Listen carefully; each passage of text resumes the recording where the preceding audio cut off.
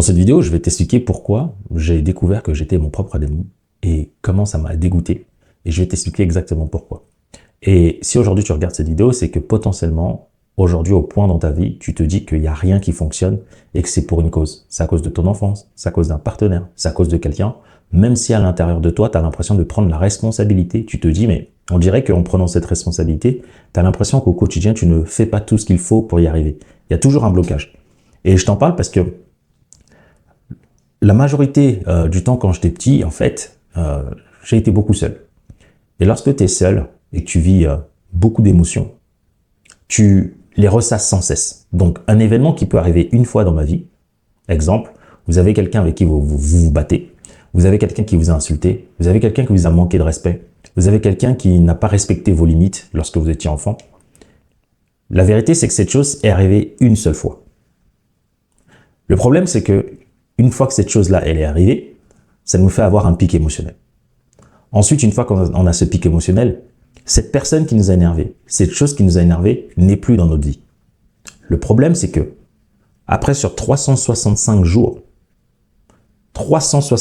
plus tard, malgré que cet événement n'existe plus et qu'on a eu 365 jours différents pour faire autre chose, on a nous-mêmes décidé de ressasser cet événement dans notre tête, de manière inconsciente ou que ce soit de manière consciente.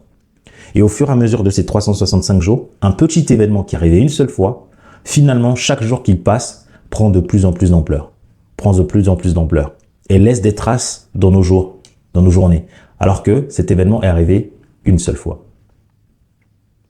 Et c'est en prenant conscience de ça, en me disant, mais même si j'ai eu des moments difficiles quand j'étais jeune, même si j'ai eu des moments pas évidents à l'école, la personne qui ressassait ces moments-là, ce n'étaient pas les personnes qui m'avaient fait du mal, ou pour qui je disais « ils m'avaient fait du mal ». En fait, ils m'ont fait du mal une fois. C'est une sensation qu'on a.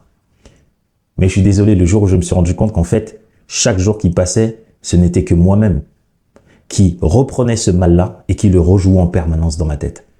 Parce que ces gens-là n'étaient plus là. Et ce qui est drôle, c'est un peu comme les personnes, souvent, certains clients que j'accompagne disent « oui, ce client, il a fait ça ». Et en fait, un client qui a fait une chose change votre comportement derrière pendant toute votre vie. Et donc, c'est une question que je me suis posée parce que je trouve ça dégoûtant dans le sens où en fait, je me sentais tellement bien en disant que ouais, c'est les autres et tout. Et le moment où je me suis calmé et je me suis dit, attends, mais à quoi tu penses tous les jours? Ce film, il est arrivé une fois. Oui, émotionnellement, c'était très fort. Mais qui a amplifié ces émotions? C'est moi. Et franchement, ça m'a dégoûté. C'était le serpent qui se mord la queue. Et ça, c'est dans plein de petits domaines comme ça. On ne se rend pas compte que tous les jours, on rejoue le film de notre passé. Un film qui nous a fait mal. Et des fois, vous marchez, vous êtes bien. Souvent, ceux qui font de la méditation, qui essaient de positiver, en une fraction de seconde, votre cerveau, il bascule et il n'y a que du négatif qui tourne. Et donc, j'ai appris très jeune à comment maîtriser ces pensées-là. Parce que je me suis rendu compte que peu importe le niveau de douleur qu'on pouvait m'infliger, la violence ne venait pas de la douleur qu'on m'avait donnée. Ça venait de la perception, mais surtout de ma capacité à rejouer le film en permanence. Plus je rejoue le film dans une posture de victime.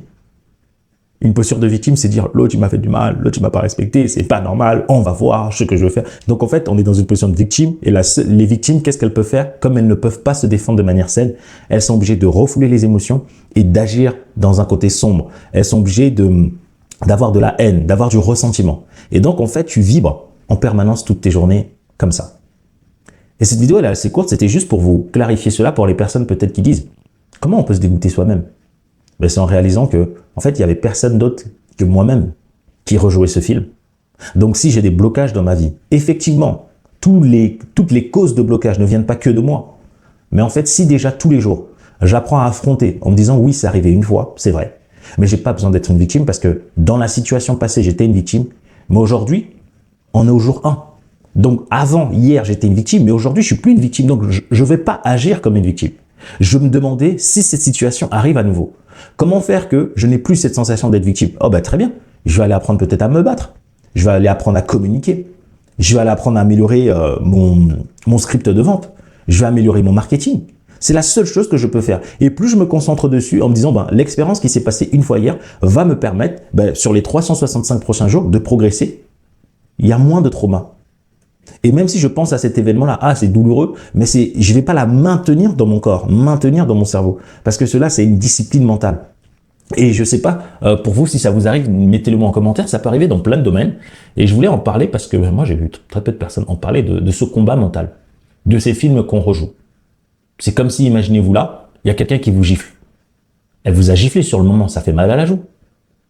Mais pourquoi, une semaine, 1 an, 10 ans plus tard, vous reparlez encore de cette gifle? Parce que cette personne, peut-être elle est déjà passée à autre chose. Peut-être que les personnes qui vous ont blessé n'en savent rien.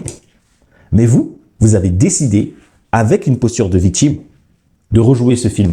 Et du coup, de cristalliser l'autre comme la raison de notre malheur. Comme la raison du fait qu'on n'avance pas, du fait qu'on ne développe pas notre entreprise, du fait qu'on ne développe pas nos relations. Et donc, c'est juste prendre le pouvoir sur ça. Et moi, ça m'a dégoûté, hein, parce que déjà, j'avais honte. Parce que je me dis, waouh, Aaron, c'est toi-même qui penses ça. Ouais, les événements graves dans ta vie qui sont arrivés une fois, ou sont arrivés dans une période temporaire. Mais je ne vais pas prendre dans 29 ans de ma vie, j'ai vécu 90% de bonheur.